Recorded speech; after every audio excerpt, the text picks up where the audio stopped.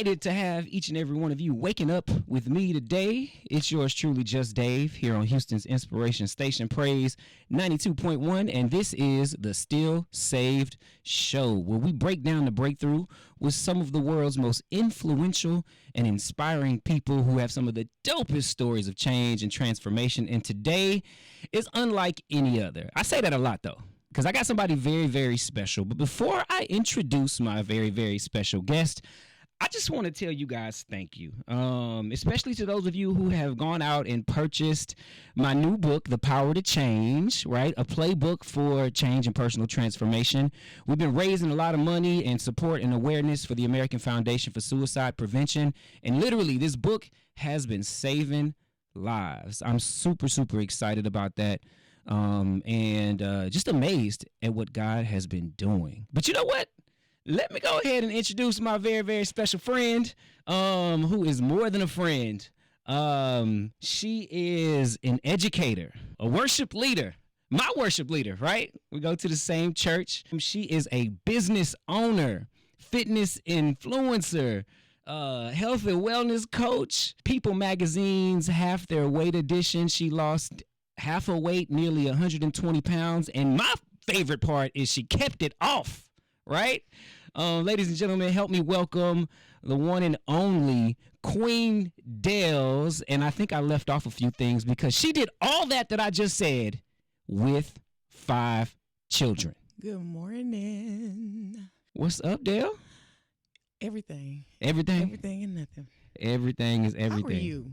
I am good. That's good. I am I didn't good. ask you that this morning. How are you? You didn't. You was downstairs doing your makeup in the car. Yes. I caught her. Well, because I know you're going to do a podcast with this, and I've seen some of your other guests, and I'm like, you know what? I can't go in there looking washed. Gotta be beat. Far from washed, for those of you listening. She's definitely beat the face, full face of makeup, but not overdone, though. That's what I love about it, man. Telling all my secrets, man. You know, nice and subtle, nice and subtle. Man, what'd you think of that introduction? Yeah, I think it was cool. I'm like, listening to all the things you're naming, I'm like, I'm tired just listening.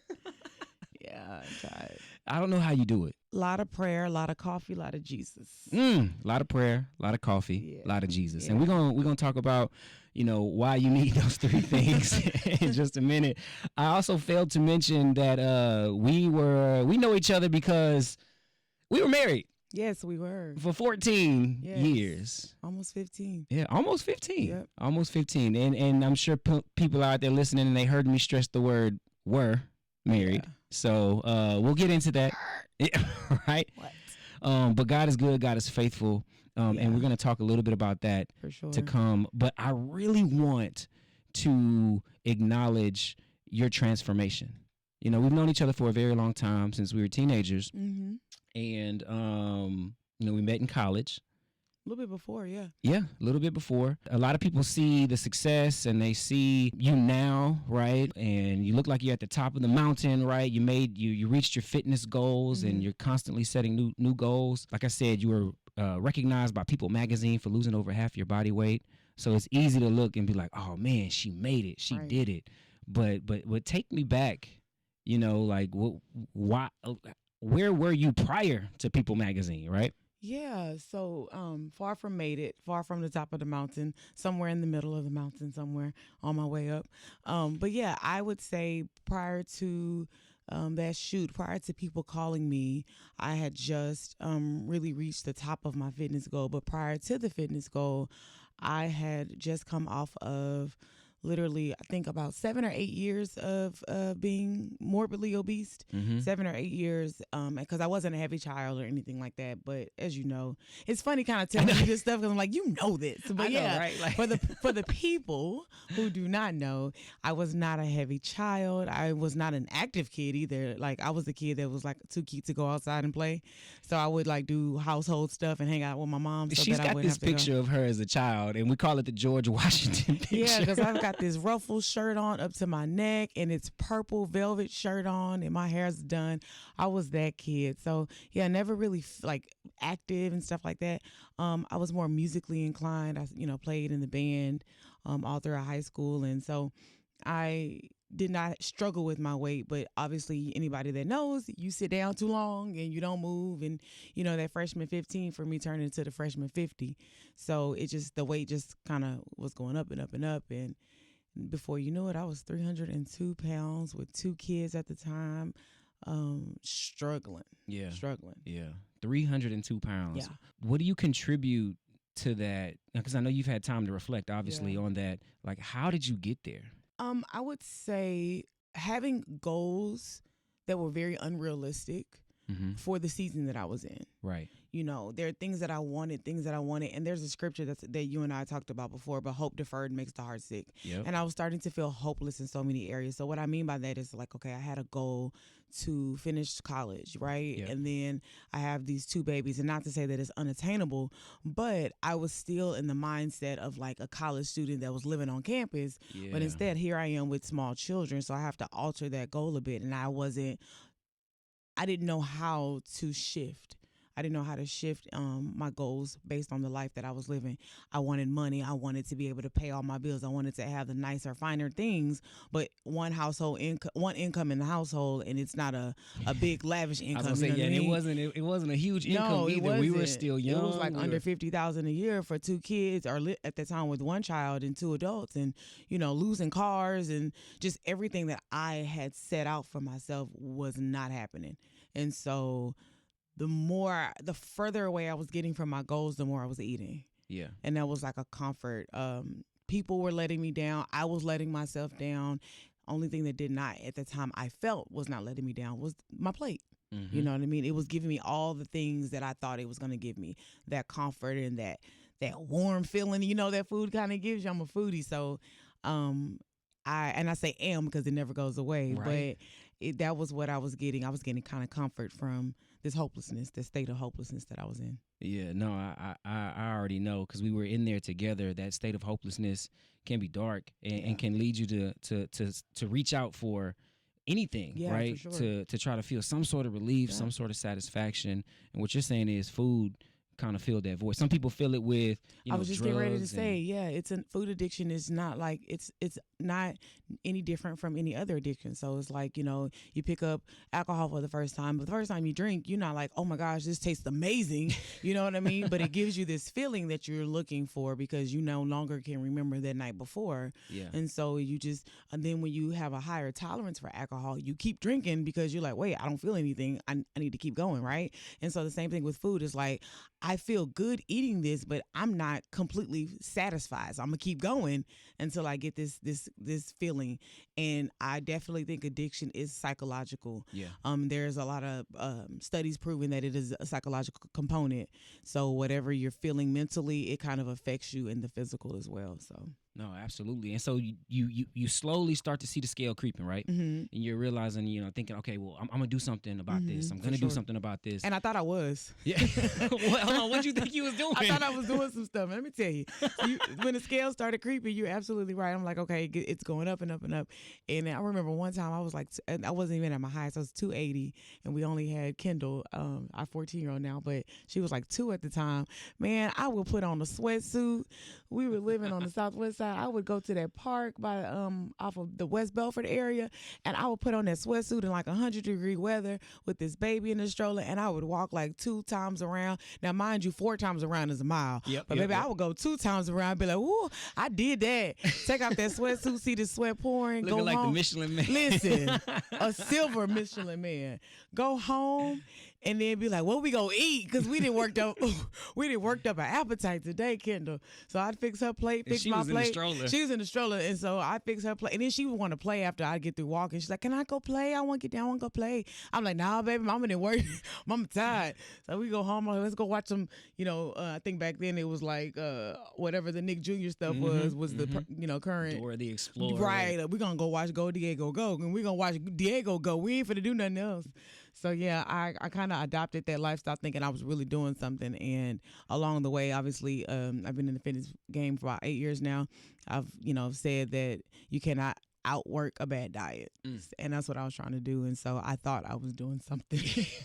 Losing the same 20 pounds. Right, Yeah. and then gaining them right back. Yeah, right. for sure. Half a mile, and then I'm finna go eat half a pint of ice cream. Pretty much. Not even a half, man. Don't even get me started. Listen. Wasn't even So, half a pound. you go through that, right? The ups Yeah, and the downs, right? for sure. I would see the scale go down and come back up, Yeah. right? The nights that you would cry yourself to sleep, and Yeah.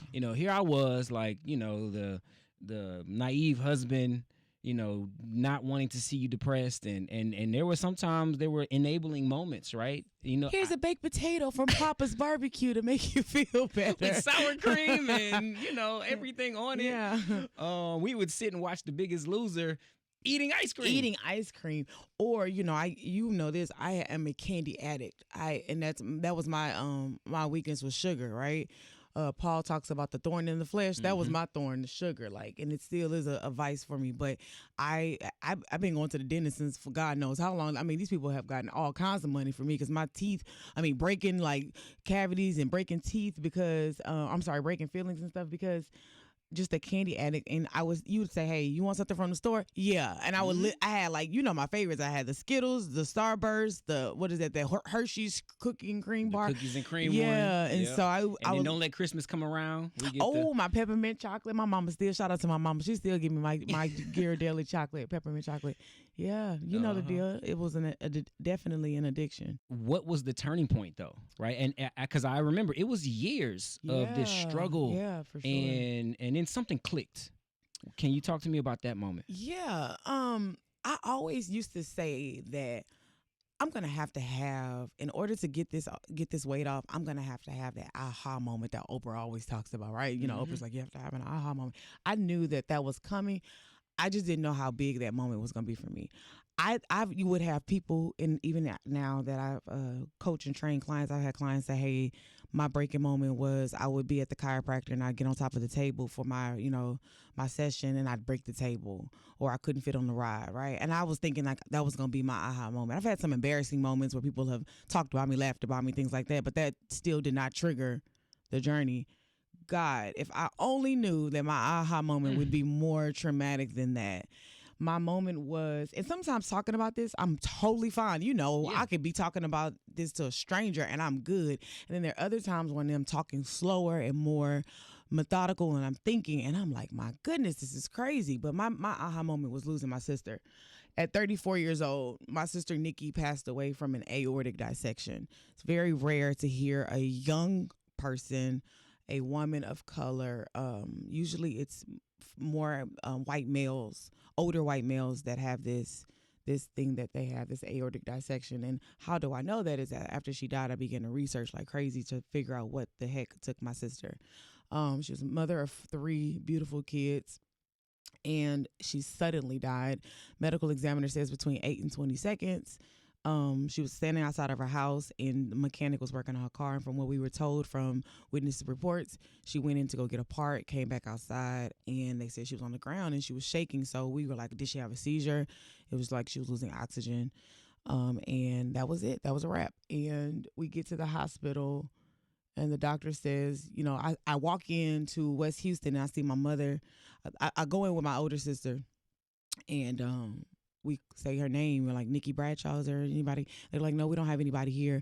And then when the hospital called my mother, and tell us to get there, they said, get here quickly, but don't rush. I'm like, why we don't have to rush, And we get there. I remember calling you and telling you, hey, get to the house. I got to get out, watch the 2 kids. I think our kids were like 5 and 2 at the time. I'm like, I have to get to the hospital, watch the kids. And I'm explaining to you, and as I'm getting there, there's a Chris Tomlin song saying, I will rise when he calls my name. And I turn the song off, like, nope, this ain't one of them situations. We're going to be good. It was like a minor car accident. She going to be fine, right? Because that's my Nick. That's what you was thinking. That's what I'm thinking, right? And I get to the hospital, and I go, they say, follow these gentlemen. There's 2 security guards. I'm like, okay, there's not a doctor. And as I'm walking up to the window, kind of like similar to the window in this office, I could see my mom on the ground and my father right behind her on his knees. And I'm like, no, this is not happening right now. And one of my sisters just like lost it. And from there, starts this traumatic cycle of events in my life that have not pretty much haven't stopped since that moment. And that moment, not in that particular moment, losing Nikki was not what caused the aha moment of my weight loss. It was literally 6 to 8 weeks later when the medical examiner gave us the report that it was the aortic dissection. I remember my mom pretty much called the coroner's office like every day almost for that particular time. And then when they called her that day, she called me on through and said, hey, they're using all these terms and they talking all this like medical jargon. I need your, she knows I'm a researcher, so I need your brain to research this or just listen in on the call. And when he explained it to us, he was very gentle explaining to us that it was most likely caused by high blood pressure. Yeah. High blood pressure got so high and so quickly that it caused the aorta to burst into like the if you're listening to this and you're a medical professional, don't judge me for my lack of correction and title and all that kind of stuff. Right. But for the regular everyday person, basically their aorta could not take the pressure, and that was it, And so hearing that was life-changing for me because I had a panic attack the day after she died, and my dad took me to the hospital because I broke out in hives. He took me to the doctor, and I got on the scale. That was the first time I got on the scale in a while, and that's when I found out I was 302 pounds. So from the time I got on the scale at 302 pounds to the time I hear the medical examiner talking, my thought process was not this weight. It was grief, right? Yeah. And so the moment I got that phone call, it went from grief to we got to do something about this. Yeah. Almost like fear. Yes. Right? Like, man, this could happen to me. A little bit of fear and a little bit of, I got time. At least I think. Nikki don't have time. Matter of fact, the day after she passed away, the day that she died, that was the doctor's office called and said, hey, she's got a doctor's appointment today. Is Miss Bradshaw coming in? And I'm like, here, Mom, we're going to let them know. So she did not have time. So in my mind, I'm like, I've got time. I don't know how much time, but I've got time. And so that's kind of what triggered these events. Yeah. And so after that happened, like, what'd you do? Like, what were some of the next steps? Because, you had already been working out, or at least trying to work out, right? Changing your diet. Well, by then I had kind of stopped. I fallen off. It was in that falling off break. Yep. So I went extreme. I was like, I cleaned the whole house. Ain't nobody eating fruit snacks. Yeah. Ain't nobody eating peanut butter and jelly that's prepackaged. Give me that Capri Sun. Like, I'm throwing everything away, right? I was like super over the top about it. But I was scared. I didn't know what to do. So the first thing I did was I remember reaching out to my little sister. I reached out to Deanna, and she was a trainer at the Y. And I'm like, I need your help. And so she started to work with me. And it was still a struggle because I can't stand hearing on weight loss stories of people like, I just walk 30 minutes a day, 3 days a week, and girl, that weight just fell off. Okay, well, good for you, Sally Sue, because it did not just fall off for me like that. Right. Like, I was doing like 30 minutes on the elliptical, and then I would train with Dee. And Deanna is a lot like me as a trainer. We don't push. Yeah. She's real calm. She's like, if you don't want to do it, like, go home. This for you. I'm thin. I'm in shape. Not even just because she was thin. Like, I'm just like, I'm in shape. And that helped me a lot. It put the ball at 100% in my court. Yeah. It was like, ain't nobody yelling at me. Nobody's forcing me to do this. I've got to figure this out. And, I did. Yeah. I did. I took the necessary steps. And it was not just weight going down, like I said. It was up and down of a journey. I started therapy right after Nikki passed. That was my first therapy sessions ever. And that really helped me deal with her death. Everybody in my family, looking back, we all dealt with her death differently. Some of us went to food. There were some of us that did, entertain alcohol and drugs and things of that nature. There were some people in the family that are workaholics and they just went right into work. Some people went into seclusion. Some people couldn't get out the bed. And not to say one way is better than the other. I just remember choosing to run it out. Mm-hmm. There's a Zydeco song. Yeah, J. Paul Jr. We some Cajuns, and this is a Zydeco song called Nikki. And I had heard it before Nikki passed.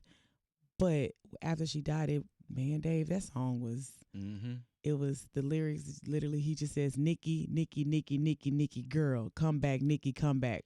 Bruh. Like, the coincidence of that song is incredible. The first day I heard that song after she died, it's an upbeat Zydeco song. You supposed to be jigging, right? I'm sitting there bawling, singing J. Paul Jr. And I remember when I would get on the treadmill, it was one Fred Hammond song that I would listen to. A couple songs, you know, it was like Men of Standard, I Will. Yeah. And there was a Fred Hammond song called My Heart Is For You. I would listen to that one on and kind of move on the elliptical to that song. Yeah, yeah. And then Nikki would come back on, and I would get on the treadmill, and I could not run. I'm not a runner still to this day, but I would literally like pick up the speed and run till Nikki come back, like seeing her coming to me, and I'm just running towards that song. So those are some of the things, you know. Man, it's crazy because I remember that, right? Yeah. And you had a lofty goal, right? Yeah. Losing half of your body weight, right? Which is like half a person. Yeah. Half your body weight was practically a whole person, right? Yeah, like 120 pounds. And a lot of times people hear that and they're like, man, like they're so focused on the big goal, right? Like, dang, I don't know if I can do this. And, you know, you're not going to lose that overnight or necessarily in a week or a month, right? And a lot of people get discouraged and they give up.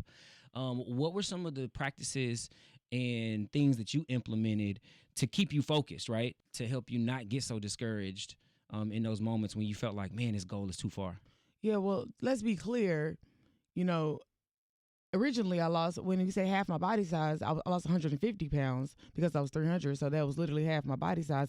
But when I got that small, man, I was 150 pounds. I'm 5'9". Some people, you know, that's very model-esque. For me, it was very bobbleheadish, you know.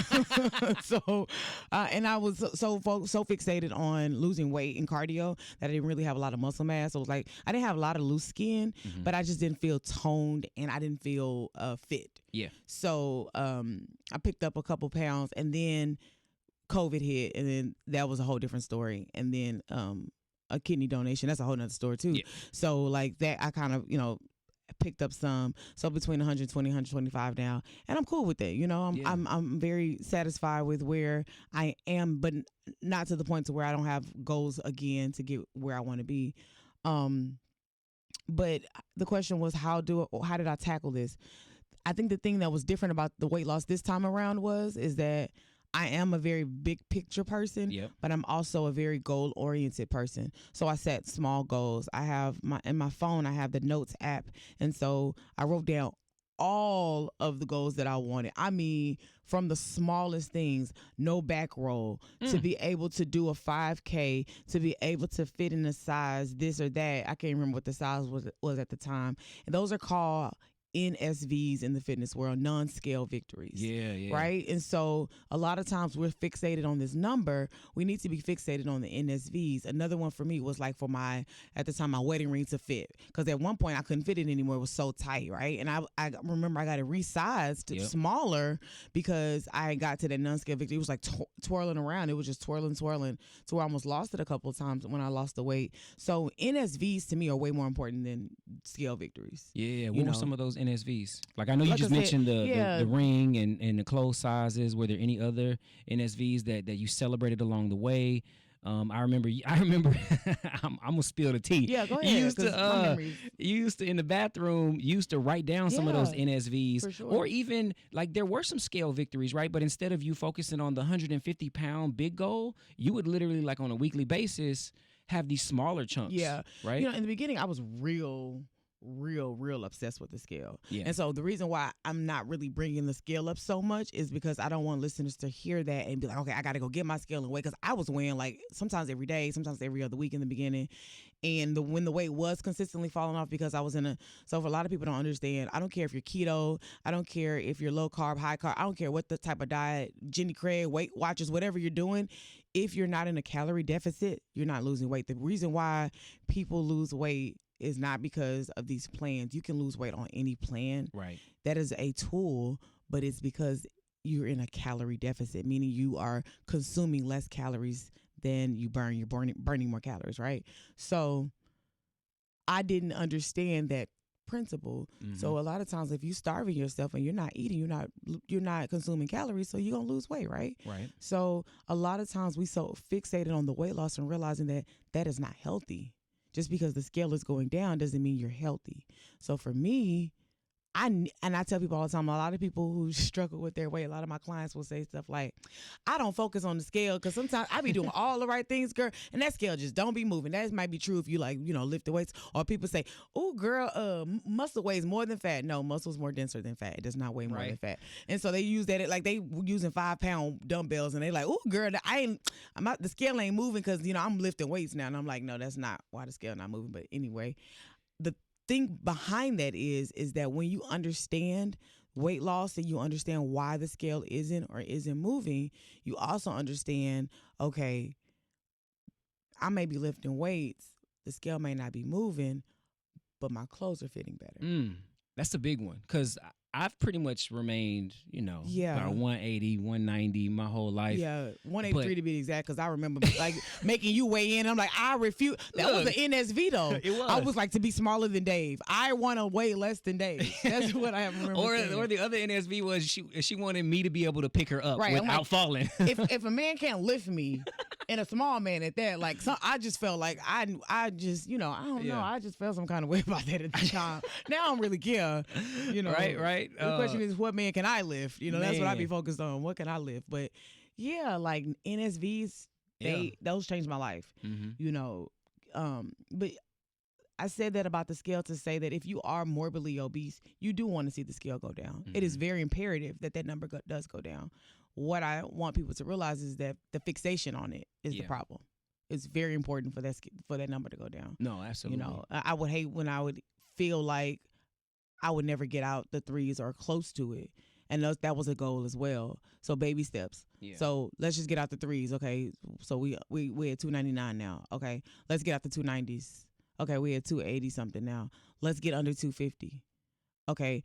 And honestly, Wonderland is what we call it in the fitness world. Getting into 100s was never a goal. Yeah. I just did not want to feel this way. Another NSV. I was 27 when I started my journey. Why do my knees hurt at 27? Man. Why is my back hurting? Why can't I get out of bed at 27? Why am I so tired? Why am I depressed?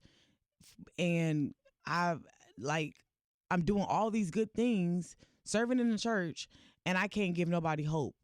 It's because I'm hopeless right now. So those are all, overcoming all of that, those things are definitely NSVs for me. Yeah, no, absolutely. I remember some of my NSVs were literally just like clothes fitting, right? And my shape. Like I would stay the same weight, but I could see my shape, right? Yeah, body composition. But that's amazing, man. I'm so excited. I've always been super, super proud and inspired by you, especially watching the ups and the downs and seeing you come out on top. Man, I'm super, super pumped up and super excited because I have my good friend, my baby mama.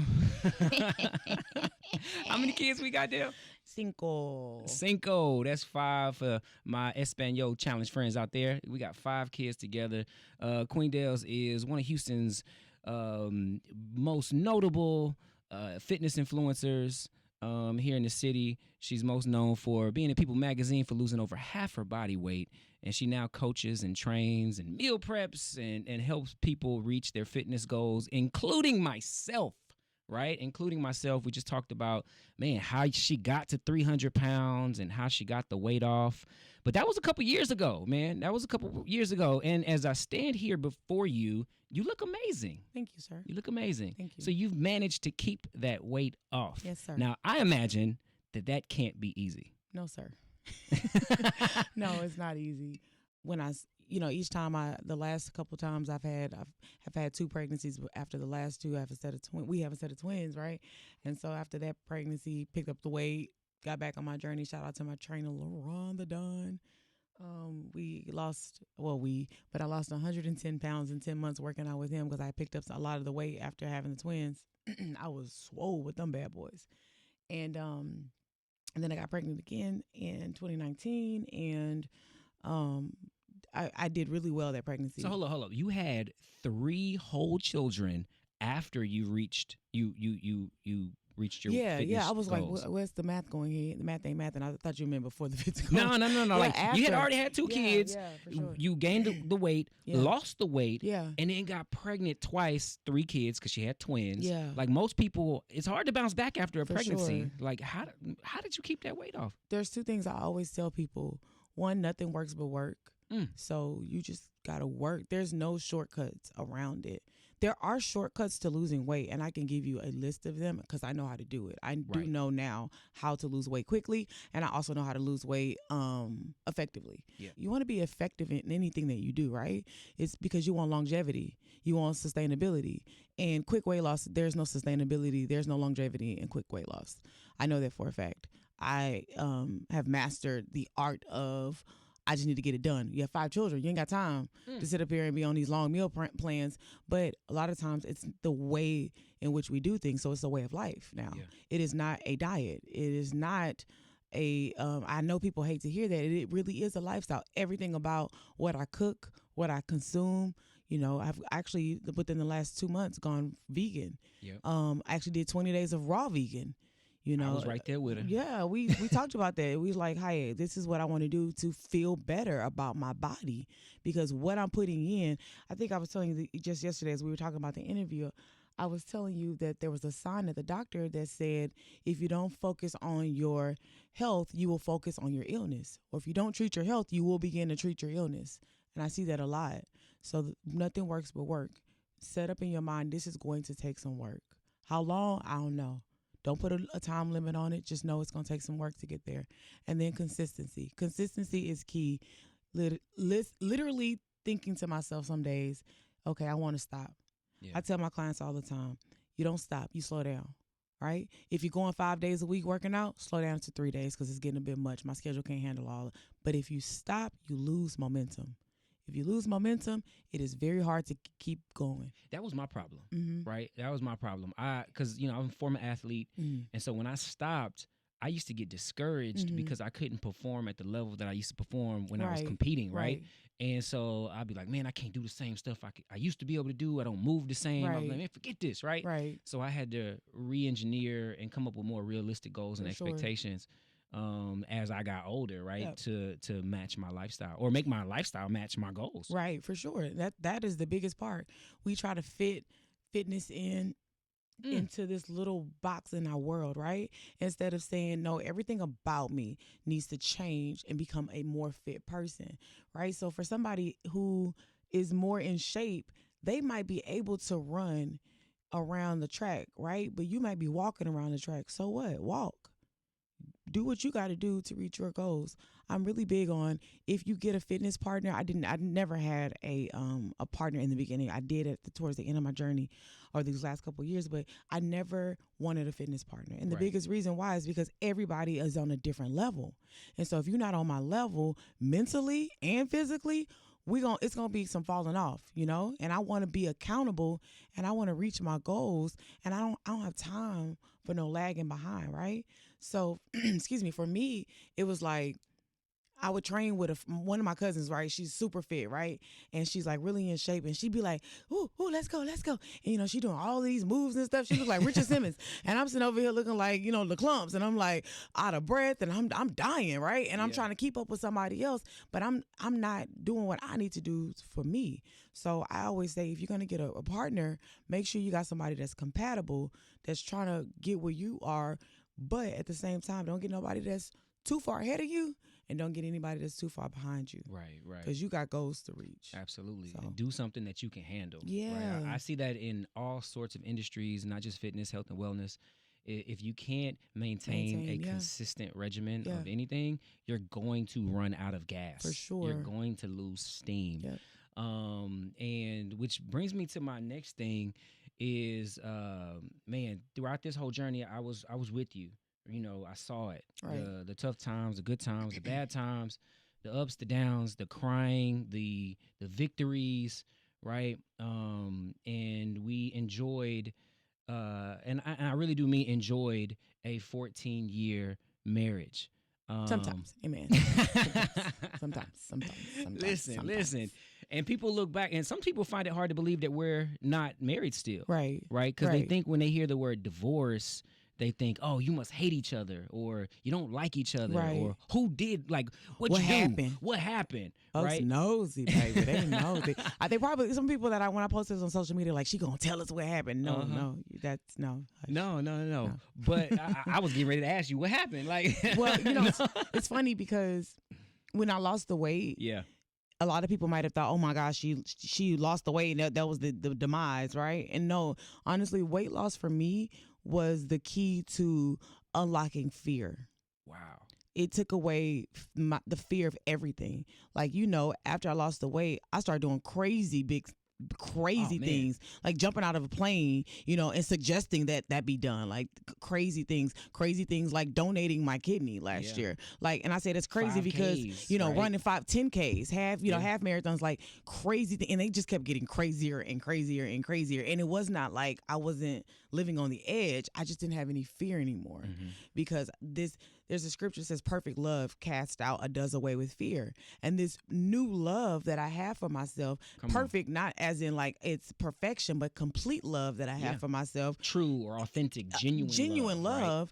Right? It removes this stigma of fear.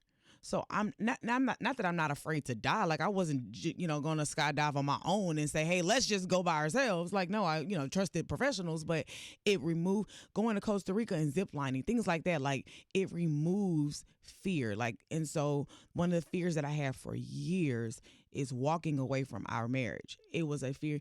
And if you're listening, like, it's funny, 3 days after we got married, I was like, yeah, no, this not the, no. Like, what did we just do? No, right? And mind you, we were 20 and 21. Yeah, we were super young. Yeah, we got engaged at like 19 and 20, I think. Yeah, you the pastor's daughter. That's the fear. The worship leader. That's the fear. You know what I'm saying? In the church, I'm serving, youth pastor. We're both missionaries traveling all over the world. That was the fear.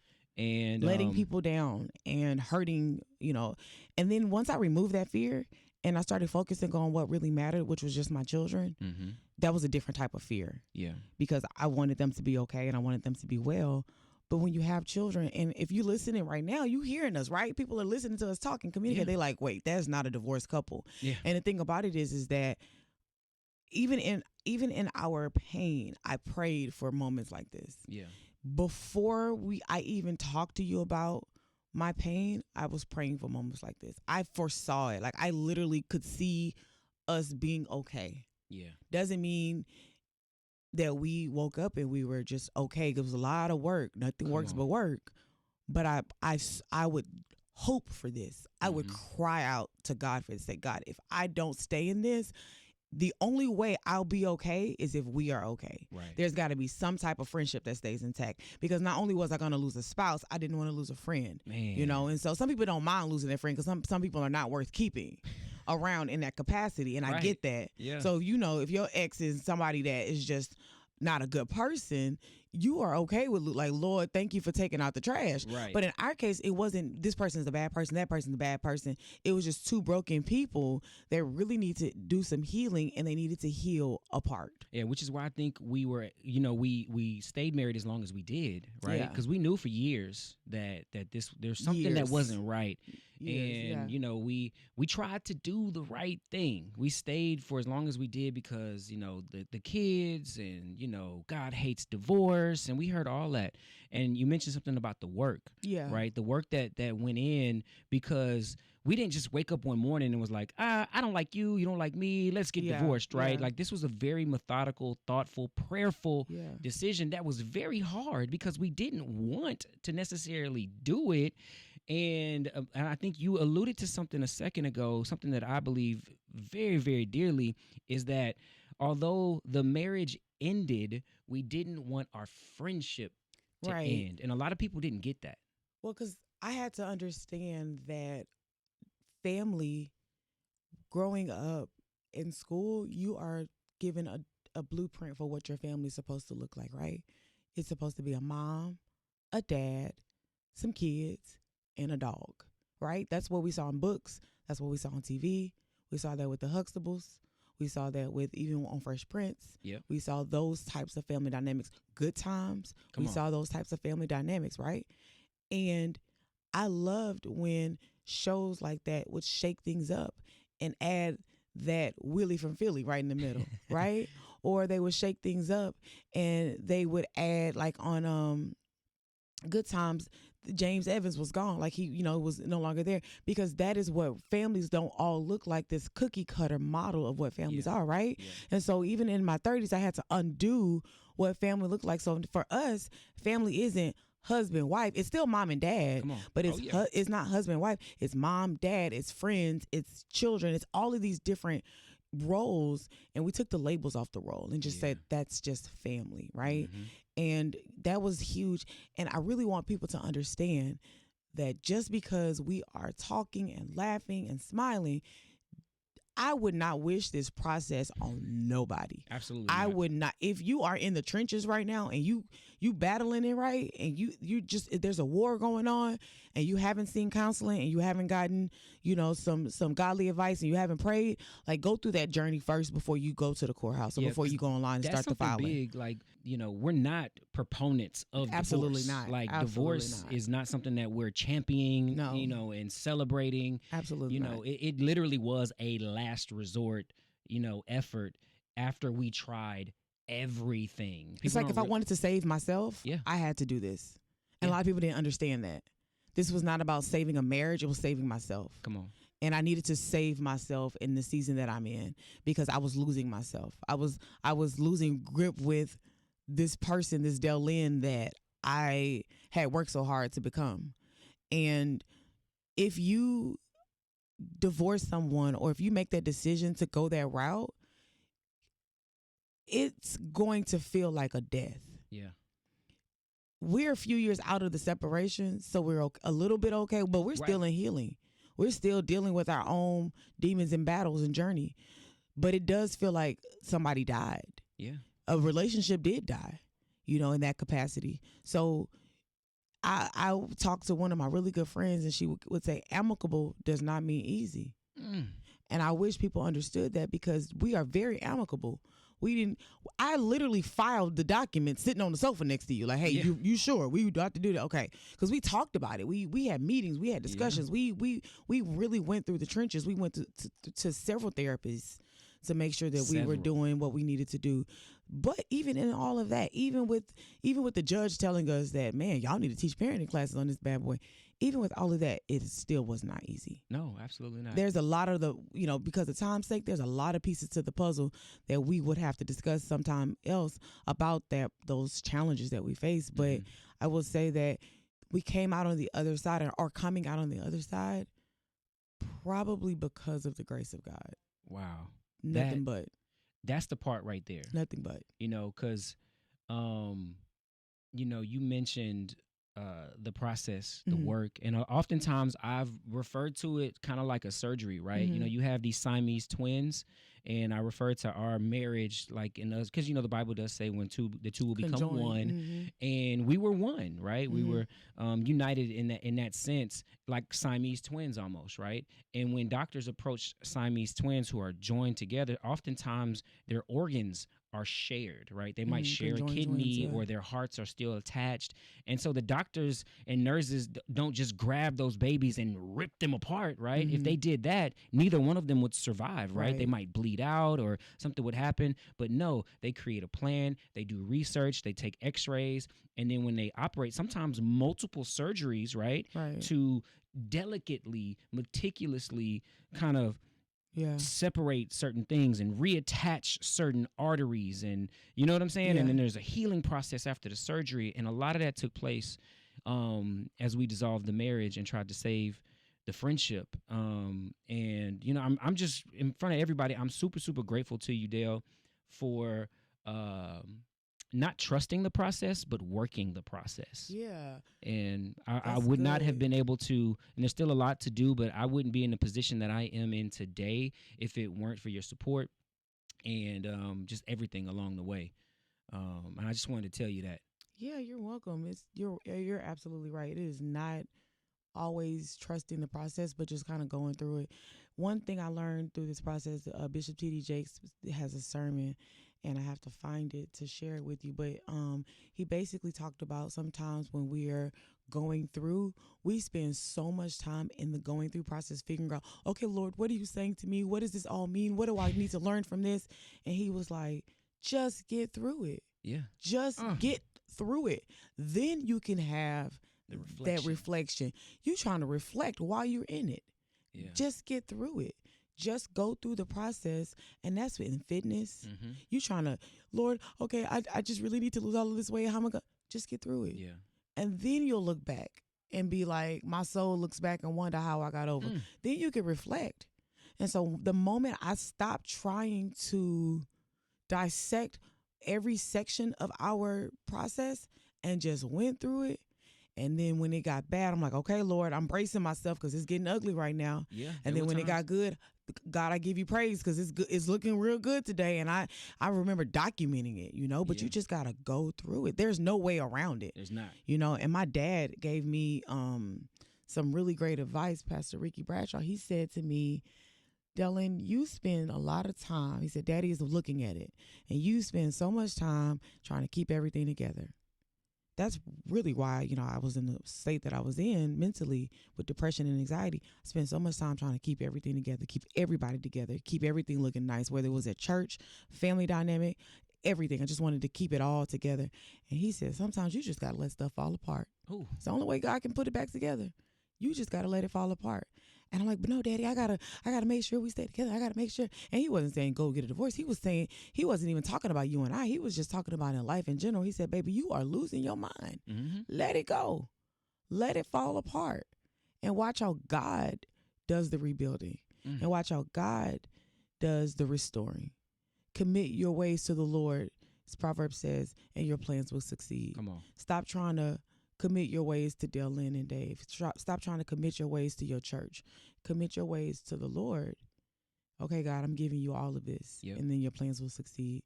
So I think that is really has been helpful in us navigating. Stop trying to figure out how I'm going to get through it and just get through it. Sometimes you just got to hold on. That's it. Just get through it one day at a time, literally, minute by minute. Yeah, I remember telling you, when we started talking about the decision, I said, hey, there's enough grace on either side. Yep. Whatever you decide. I'm still going to get that tattoo. If you do, I'm going to do it too. There's grace on both sides. There's grace on both sides of that decision. Whatever decisions you got going on, I don't care if it's school, if it's relational, if it's finances, whatever. A lot of times we are paralyzed by these decisions, and ultimately we don't make a decision, right? Well, it's because we think that God is going to come down from heaven and tell us what to do. Yeah. He's going to be like, no, my child, I think you should. And that's a conversation I had with one of my best friends. She said, listen, God ain't going to pick for you. God ain't going to make up your mind. He's going to give you his will and give you his word, but you got to make the decisions. Yeah. And that's what I needed to hear when it came to grace being on both sides. No matter what choice you're going to make, there might be some consequences, good or bad, or rewards on both sides. That's for anybody. If you're contemplating, I don't know if I want to go to college. I think I want to take a year off. And okay, it might be some good in that, right? Yeah. You might find yourself, might not be some good in that. Might get lazy, might get a little stagnant. Whatever the case may be, there is grace, and God's grace is most definitely sufficient, and we are proof that his grace is enough. Yeah. The Bible says that his love covers our sins, right? Don't mean that it ain't gonna be some pain in that, but I thank God that he literally has covered us through this entire journey. And he's covering our children, and he's covering those that we love the most that have been affected and impacted by our lives and our journey. There was a period you had to actually kind of like take some breaks, from some religious facades, right? Sure. And the judgment that came your way, like I said, it wasn't the favorable decision, but we made it anyway. Like what was that like? How'd that affect you? I'll just say this. My hope is not built on a church. It's built on him. And had I not had that understanding, I would loathe Christians. Yeah. Because I would be so focused on people and not him. Mm-hmm. Don't get me wrong. There are some amazing people who have loved me through it. Yeah. But there's a lot to our story, but there's been a lot of pain in that process. And I left my church for about a year, not because nothing anyone had done. I just needed some healing. Yeah. And I felt like church was the place that sick people need to go to. And for a very long time, I felt like when I looked around, everybody was acting like they were all well. It was the church I felt like needed to be a hospital. And I would look in the hospital and I would be like, there's no need for doctors and nurses because everybody in here apparently is healed. Yeah. Praise the Lord. Nobody's got an ailment, right? That's how I was looking at it. So I took a break and I would go because I was broken and I was hurting. not to go from church. I went to several different Because just churches. a little backstory, like you were the worship leader. You had been leading worship, ministering in the church every single Sunday since you were like 15. Yeah. Didn't miss a Sunday. I remember you gave birth to the kids. Next Sunday, 3 boom, weeks you pulled later, up. I was there like bandaged and wrapped and ready to roll. And, you know, that's a whole different level of commitment to the church and to Christ. But at the same time, I literally was so broken, I needed a hospital. Yeah. And I was looking for the hospital in the church. Yeah. And so I would go from church to church. I went to some big ones. And then I remember going to one church. It's a really like cool church, right? And it's a young congregation. And when you walk in, everybody fist bumping. And this is pre-COVID, right? And everybody high five. And I'm looking at the phone. Don't high five me, because some of y'all would not talk to me even in the street. Don't be fist bumping me unless you really would talk to me outside of these walls. That's how like reserved and how like afraid I was of church. You know, and I didn't really struggle. I didn't have too much church hurt. I just had a lot of things that we did in church that were not really biblical, you know, that I had to kind of break free from. I really had to. A lot of cliches, a lot of traditional things that people just recite and say. Or do out of tradition, right? Yeah. And so when I say deconstruct my faith, then a lot of people get scared, like, oh my gosh, you don't love the Lord. And I'm like, no, deconstruct means to really tear down and reconstruct the foundation of my faith on my own, outside of these people that have raised me and reared me in church. And because of that, I needed to know that God was real because he was God, not because my mother and father told me he was real. Yeah. And so I deconstructed and still am. Even the idea of tithing, right? Something that you grew up in church. I literally had to study and understand what God wanted from me. Yeah, on your own. On my own. Yeah. And that's what I've been doing. And it feels so backwards because I feel like a baby sometimes, being like in my, God, I'm not even mid-30s anymore. I'm like about to go over the midpoint. But even in that point, like you feel like, gosh, I feel like I should already know this stuff, right? I should already have been there. And Paul says, not that I've already arrived, but I'm pressing towards the mark. Yeah. You know, I'm getting there. And so that's where I am now. I can say I'm getting there. I'm getting to where God wants for me on my own, not without the Lord, but without all of these voices and all of these outside ideologies and stuff. And distractions. Man, it's crazy because, I mean, can I just be practical for a second? For sure. You know what I'm saying? Because sometimes we get real super spiritual, and that wasn't super spiritual, but I'm just saying. You know, that's just me. Yeah. I'm going to find the Lord in everything. Hallelujah. But I remember just after the divorce, like, we got married so young, I had never really lived on my own before. You know what I'm saying? I'd never really been single or, so I remember having to get a house. You know what I'm saying? And pay bills and put things like on when auto you were pay. finding the house, you were like showing it to me, and I'm like, boy, I ain't living there. If you like it, that's good. Now, mind you, I had my own thoughts about it, but I kept my mouth shut for once in my life because I was like, I ain't got to live there. That's your place, you know? Right. It's a lot of undoing for sure. And I was very motherly to you for a very long time. Like, I raised you, little one. You know, look at the man you've become. Did a good job, I did. Look, I'm proud. Puff's chest. Like, but no. Listen, I said all my bills on auto pay because I know my memory. Right. And I was the auto pay for years, you know. Really? I was your memory. And like I remember when you first moved into your house, you got this board and basically this calendar, and I remember writing on the board, I'm like, this is the DaleLynn board, because this board has now replaced me, you know. It does everything for you that I did. Oh man, mentally, it's crazy. It's so crazy, man. But the love is real, the grace is real. Can I say this real quick? Go ahead. So I had somebody on Instagram this morning, have a decent following, right? And so this lady, I posted about the interview, this lady was like, she saw our interaction on the ad, right? And she's like, it's just so much love. Do y'all ever think about getting together? Okay, don't ask me that ever. No. Don't. Because the thing about it is that people are so used to seeing people that are no longer married in a very tumultuous, and they say that we're not normal. Actually, family is supposed to be normal, right? It ain't supposed to be all bad. It's just things happen, and that is what it is. That just doesn't mean that we need to be married. Right. That is not, I like you more now than I did married to you. I am cooler with you now than I ever was in the same house with you. And that's because I let you do you, and I don't feel the pressure to have any input in all of that.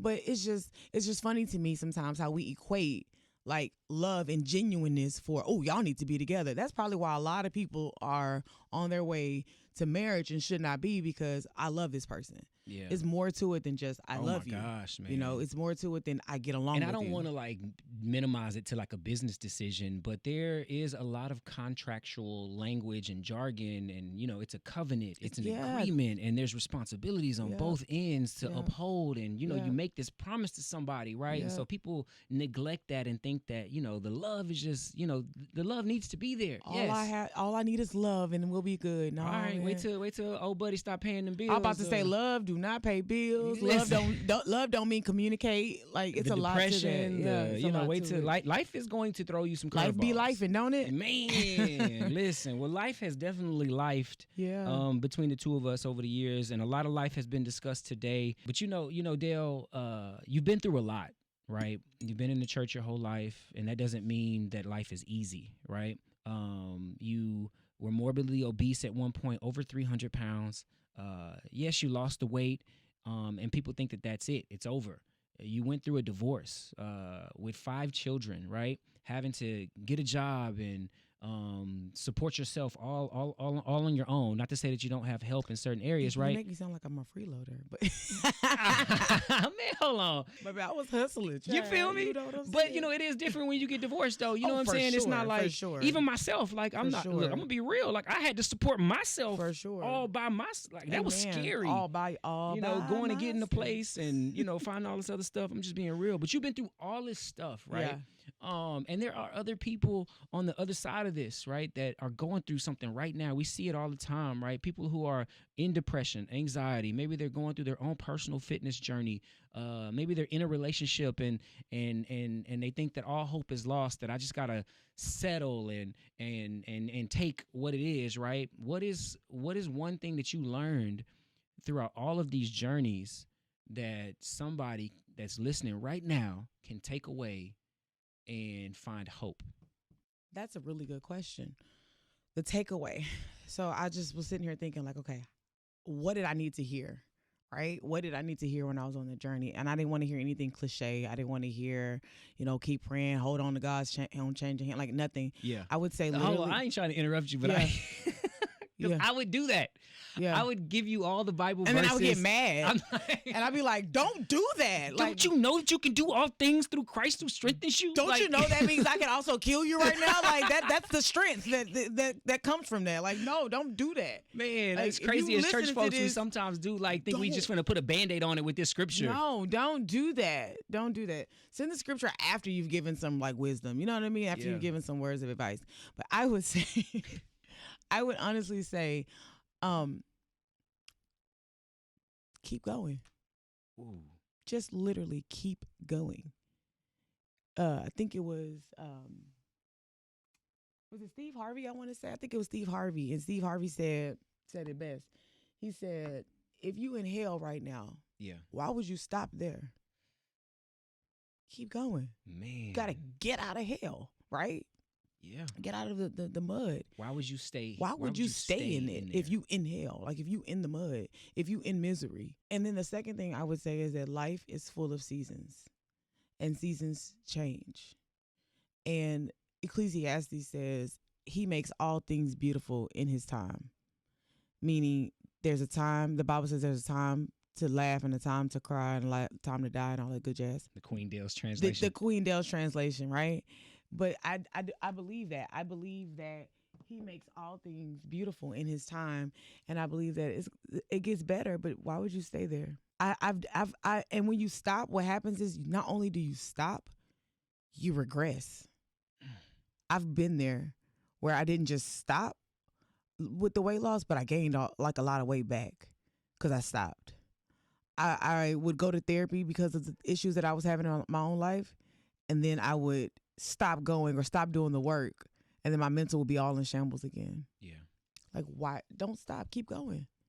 I can't tell you it's going to get better. It will, but you don't want to hear that right now. No. I can't tell you that you'll be okay. You're not okay right now. No. So keep going.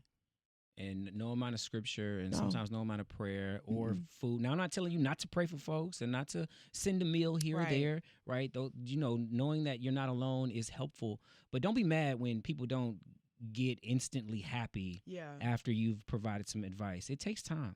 It takes time. And like you said, if you're going through something, you might as well get something out of it, Get it out. right? Like you might as well get something out of your pain. Right. There's a prize in your pain if you just stick it out, which is what I keep hearing.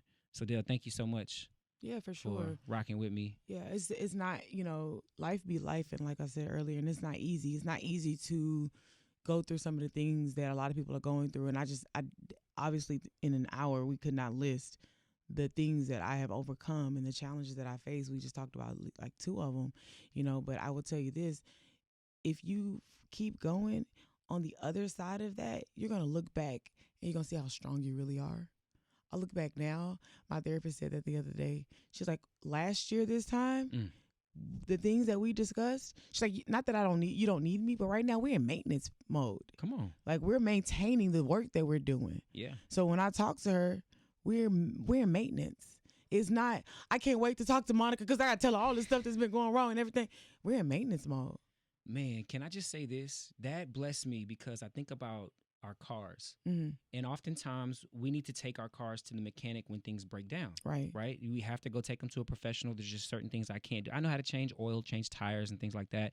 But when something like a huge malfunction happens, I have to take it to the mechanic. Right. But oftentimes we think that that's the only time we got to take our car to the mechanic. Right. And that's absolutely false. There are daily maintenance things that we have to do. Tire pressure, getting gas, changing your oil. Like all these types of things are regular scheduled maintenance work that needs to be done to keep that maintain. car operating and maintaining. So just because you get the big problem fixed, the radiator, the alternator, I'm just naming stuff. Y'all know I don't know nothing about cars. Numerator, alternator, denominator.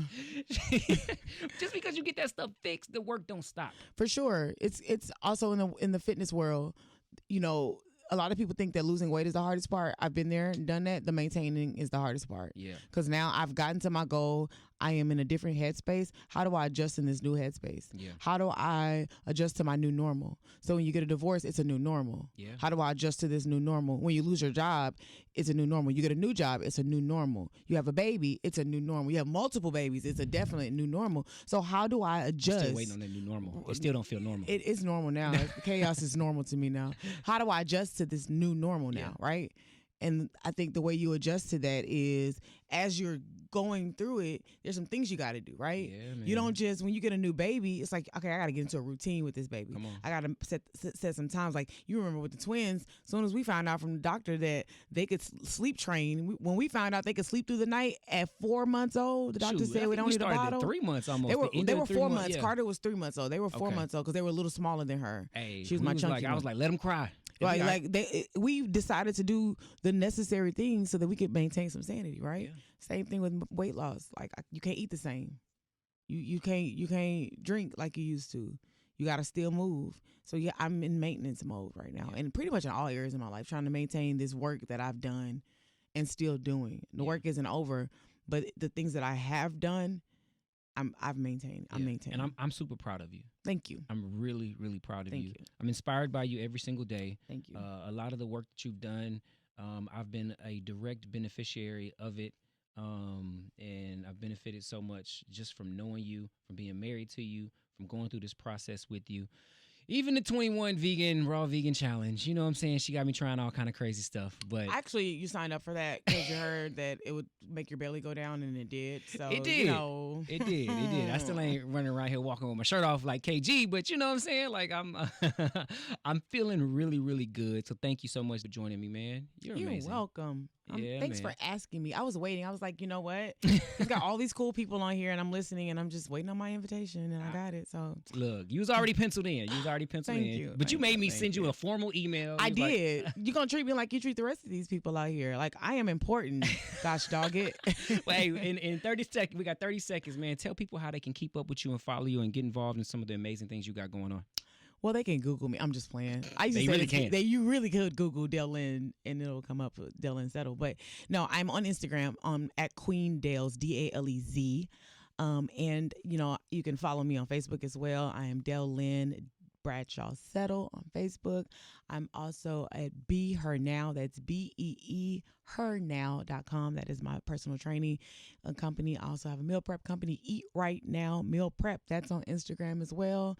So yeah, just Google me. Just Google me, y'all. Queen Dales, thank you once again. Ladies and gentlemen, it's yours truly, Just Dave. This has been another amazing edition of the Still Saved Show, where we literally just broke down the breakthrough. Let's get it here on Houston's Inspiration Station, Praise 92.1. We'll see you next week.